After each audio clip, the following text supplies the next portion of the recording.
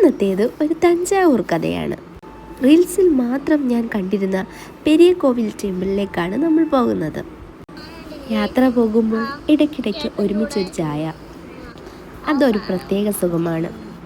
ചായയൊക്കെ കുടിച്ച് വീണ്ടും നമ്മളിത് യാത്ര തിരിച്ച് നമ്മുടെ റൂമിലെത്തി. അവിടെ നിന്ന് ഫ്രഷായി വൈകുന്നേരം 4:30 ക്ഷേത്രത്തിൽ പോയത്. റീൽസിൽ കണ്ടതും പ്രതീക്ഷിച്ചതിനും അപ്പുറം നല്ല തിരക്കുണ്ടായിരുന്നു. നല്ലൊരു പിക്ക് പോലും എനിക്ക് കിട്ടിയിരുന്നില്ല.